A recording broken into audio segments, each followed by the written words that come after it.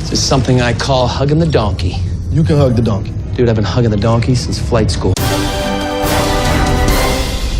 Hey gang, I'm JP and welcome to this very special episode of Talking The Orville on Egotastic FunTime, now featuring less editing. Today we're going to have a great time talking about the series premiere of the Orville, Old Wounds. In this first episode, we're introduced to the bright, optimistic, technologically advanced future Earth in the 25th century, where humanity has overcome its BS issues and are now explorers of strange new worlds, seeking new life and new civilizations, hoping to put right what once went wrong. Oh, wait a minute, that's the wrong show. Sorry, wrong show. In the Orville, the show I'm definitely talking about right now, we meet Ed Mercer as he comes home from a long day's work to find his wife is cheating on him with a blue Retepsian who sweats really badly. Maybe it's a glandular problem. Wait a minute, that's not sweat. Ugh, what the fuck? 1 year later, Ed is finally given the chance to command one of 3,000 ships in the Planetary Union fleet, a mid-level exploratory vessel named the Orville. Bringing his best bud Gordon Malloy along with him as ship's helmsman, we meet the rest of Ed's senior officers. We're later joined by his ex-wife Kelly as his second in command. First stop on their hopefully 12-year mission, delivering supplies to a smart brain science station on Epsilon 2. Yay, delivering supplies. Ed and the crew soon discover it's not simply a supply run, but really a mission to protect a new technological breakthrough from getting into the wrong hands. A time acceleration device, aka the anti-banana ray. It's really interesting.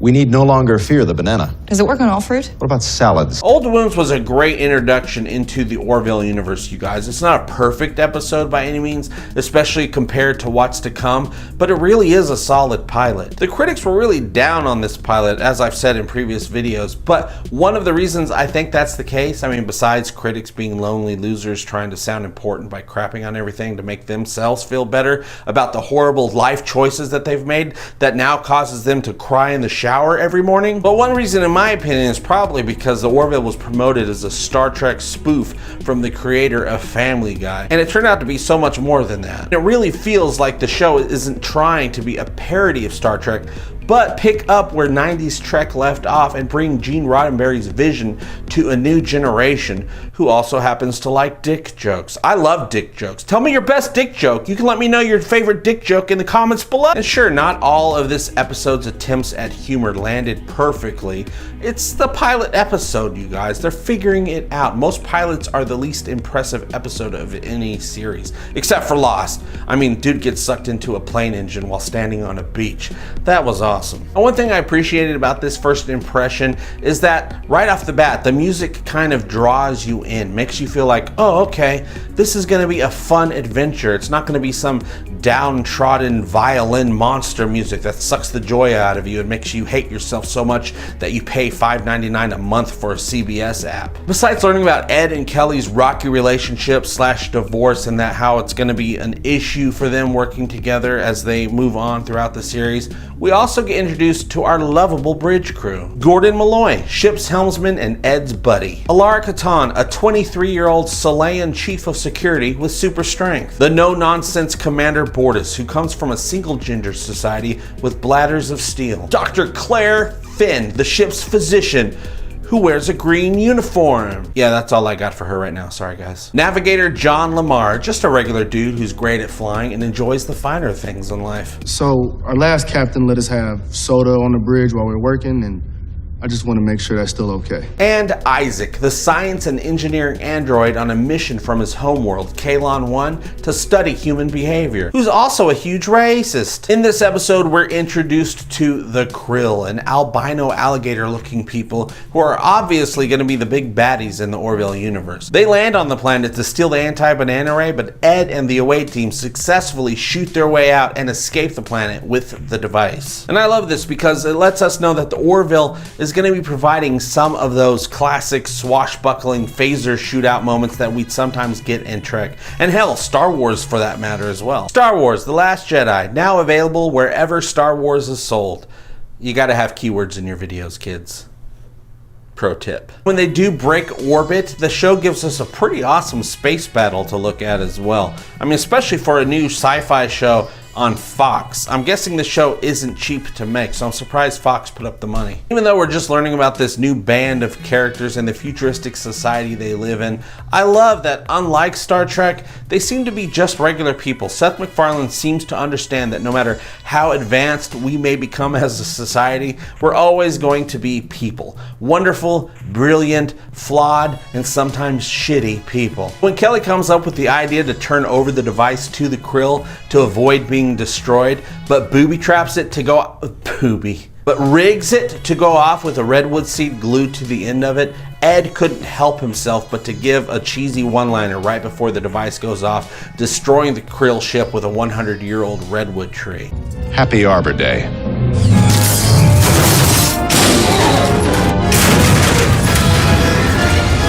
It was a brilliant moment, leaving Ed feeling like a badass, of course, until Gordon turns around and asks what Arbor Day is. Then we find out most of the crew didn't get the joke either. Kelly even bests his line with, "You got wood," which everyone agrees is a better line because it is a better line. I mean, she says, "You got wood," and then there's a big redwood tree, which is made of wood. So, it's kind of, more relatable. It's a funny little moment, sure, but it also lets us know that Captain Mercer is going to be the type of guy who is always going to be kept grounded by his crew, and of course Kelly as well, who knows him better than anyone. He's just hoping you give him drugs. It's a bunch of crap, Kelly. I'm in real pain here. Why, do you have drugs? Let's take a look at what we've learned in this episode. In the year 2418, New York is still overpopulated, but they grow vegetation on the tops of buildings and stuff, so that's cool, I guess. You want to have a sword fight with an ogre in a samurai village in your off time? No problem. In the 25th century, pizza is still awesome. The lab is having a pizza party and the Krill are invited. Oh, man, can we please go down there? Alara is more powerful than a locomotive and can leap tall buildings in a single bound. Gordon is the new Tom Paris. John is also the new Tom Paris. No one is the new Harry Kim. It's a win-win. The only thing that separates the Orville Bridge from the vacuum of space is a glass ceiling. Not everyone on the crew is humanoid. Kelly still cares about Ed and secretly helped him get command of the Orville. In the future, dogs still like the way their balls taste. Instead of shields, the Orville has deflector screens. Seatbelts exist. Malloy is the best damn pilot to ever pilot anything in any sci-fi franchise. Yeah, you heard me. Ever. You ever see Anakin Skywalker hug the donkey? No, you have not. The Orville Old Wounds gets a thumbs up from me, you guys. I mean, this first offering isn't incredibly groundbreaking as of yet, but there's a lot more to come, and what this episode does have is a huge amount of potential. Seth MacFarlane seems to understand what makes this type of sci-fi great, yet brings his own point of view on board. This fun, exciting sci-fi space comedy drama is exactly what I've been waiting for ever since Voyager went off the air a very long time ago, and I'm glad that the Star Trek hole inside of me is being filled deep and hard by the Orville. Oh, not like that, you sickos. In a sexual way. Okay, that's it. That's all I wanted to talk about today, and I talked about it. How about you? What did you think of Old Wounds? Were you excited about what more the show might have in store for us, or did you just think it was okay? You can let me know by joining the conversation below. Speaking of Arbor Day, you can find the official Talking the Orville Happy Arbor Day shirt available now on Teespring by following the link in the description of this video, as well as lots of other cool Talking the Orville gear. I got all kinds of stuff on there, you guys. Check it out. Special thanks to Kathy Human, Rick Mason, and Greg Karras, who all started helping me make future episodes of this show by making a pledge on my Patreon page this week. Thank you all so much for that, you guys. I love the three of you the most right now. The most! And thanks for all the rest of you for liking and subscribing to my stupid show. It really does mean the world to me. I'll see you soon, and as always, I hope all your times are egotastic fun times. Love you, bye-bye. Egotastic fun time, we're gonna have a great time. Egotastic fun time, give me all your money. Give him all your money. You will find it funny. Just give me money. I love money. Give me all your money. Give me all your money. Give me all your money. Give me all your money.